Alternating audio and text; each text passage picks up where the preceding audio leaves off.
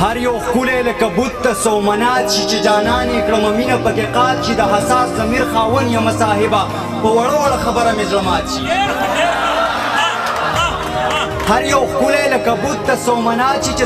جانان یې کړمه مینه پکې قات شي د حساس ضمیر خاون یم صاحبه په وړه وړه خبره مې زړه مات شي مفتي صاحب د دنیا د چارو لاس کله وکاږي چې د ښې بدې نه وځي د جومات شي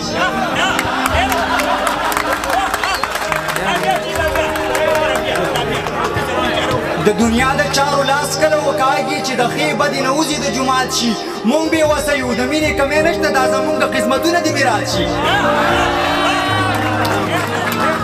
مونږ بې وسه یو د مینې کمی نشته دا زمونږ قسمتونه دې میراث شي چې مین شي نو د لا د باده وځي د چنار په شان سړی وي خو رامات شي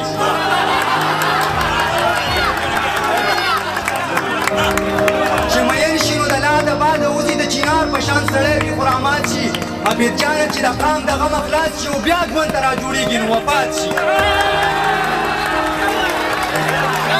مننه ډېره مننه عبید جانه چې د قام د غم خلاص شي او بیا ژوند ته راجوړېږي نو وفات شي کامران دانشه ما ډېر نازک محبتونه کړي ما په سړک محبتونه کړي ما د وصال خواږه لیدلي نه دي ما داسې ورک محبتونه کړي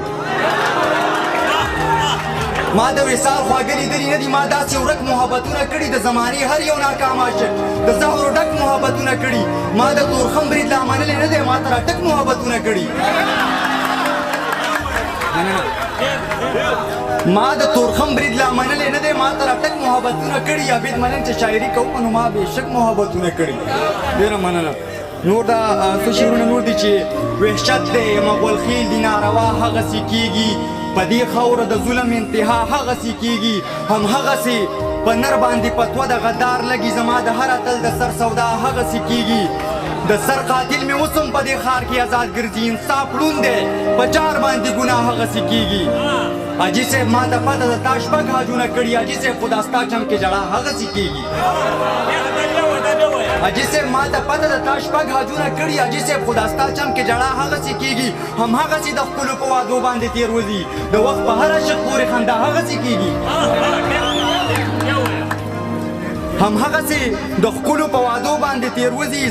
د وخت په هر عاشق پورې خندا هغسې کېږي عبید ملنګ دا ستا په اجازه کې اوس هم بند دی الهام ستا د راتلو اشنا په ما هغسې کېږي او دوه درې شعرونه چې چا ته دې ډالۍ وي بهرحال دلته نشته خو مننه که بهرحال د کیمرې د لارې ورته زما دا غږ ورسي ډېره مننه وایي چې زما په زړه کې اویزانو خو هیر کړی مې دی یو بیمانه مې جانانو خو هیر کړی مې دی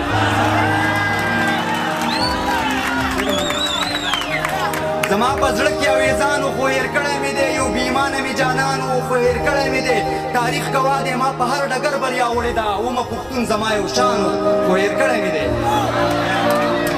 تاریخ ګواه دی ما په هر ډګر بریا وړې ده ومه پښتون زما یو شانو خو هیر کړی مې دی چاته یې ویل چې یو شاعر و په ما مینو ژوندی دی نوم یې عبید جانو خو هیر کړی مې دی ډېر